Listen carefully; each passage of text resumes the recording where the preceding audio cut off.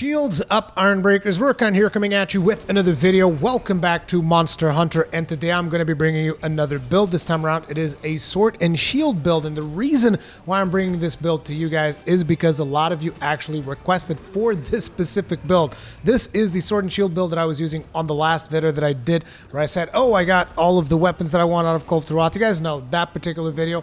Several of you asked me about the sword and shield build in that video. I'm assuming because of the devastating effect that thing was having on Arch-Tempered Nergigante. Now, before we get into it, it is important to mention, however, that this build was inspired by another video that I saw from a YouTuber who goes by the name of Dr. Phil, and he had like this 7 minutes timer on Arch-Tempered Nergigante with sword and shield, and I was like, what the hell? I'm going to be linking that video in the pinned comment of this video so that you guys can go check it out. But anyway, let's get into the build itself. So the weapon is going to be the Empress Edge Ruin. Now, I never really thought too much about this weapon because whenever I think about Lunastra weapons, I always tend to go for the one that comes with razor sharp spare shot so that I can basically not have to worry that much about sharpness. However, if you use the 4-piece bonus from Drachen set, you're not going to have to bother that much with sharpness anyway, so that is not a big problem. It also has a more raw attack than the razor sharp spare shot version of the weapon, and it comes with white sharpness, neutral affinity, and a little bit of blast. The blast is not going to be particularly important for this build because a big emphasis when you go against Nergigante is on using the down attack with the shield, so that is not really going to use your element, so it's going to be whatever. Naturally, we're going to be augmenting it with health regen, and basically health regen and haste and recovery put together are going to ensure that you get plenty of health steal, which makes this a very survivable build, on top of the fact that it also deals a crap ton of damage. Now let's talk about the decorations that we're using here.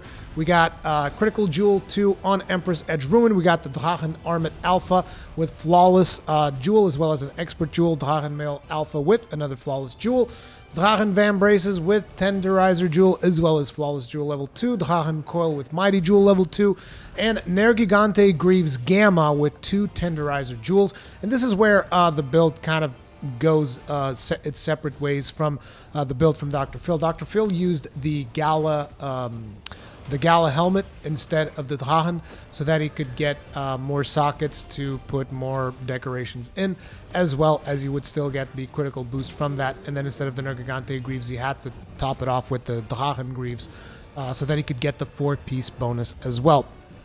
Then I used an attack charm, whereas he used Slugger, because I wanted to max out attack, and I don't have that many slots available for attack decorations, and even then I don't have that many attack decorations, so I ended up going with the attack charm. It also makes the build a little bit more doable, I think, for people that don't have that many attack decorations. So there you go. So anyways, when you look at the finalized build here, we got attack boost level 7, critical eye level 7, critical boost level 3, weakness exploit level 3, peak performance level 3, power prolonger level 1, which we don't really need, but it's a side effect. I think it's from the Drachen Coil. You got airborne on the helmet, as well as 1 maximum might. Now that 1 point in maximum might might be like, why would you want 1 point maximum might? Because it ups our base affinity to 45%, which on top of the weakness exploit, it is going to naturally bring us to 95% affinity when attacking weak spots.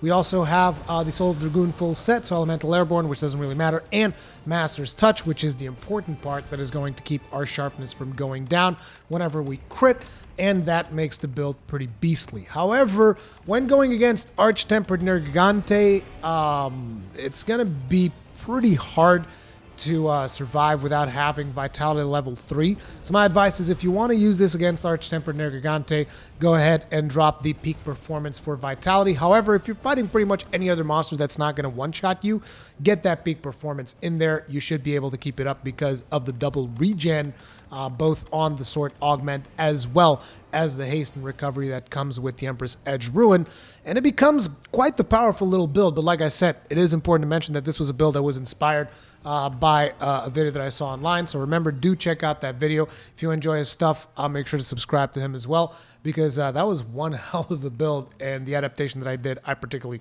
really like it. Might just be the most powerful sword and shield build that I've seen so far. But anyway, let me know what you guys think about it in the comment section. section down below. Thank you all very much for watching. If you enjoyed the video, hit up with a like. If you didn't enjoy the video, hit it up with a dislike.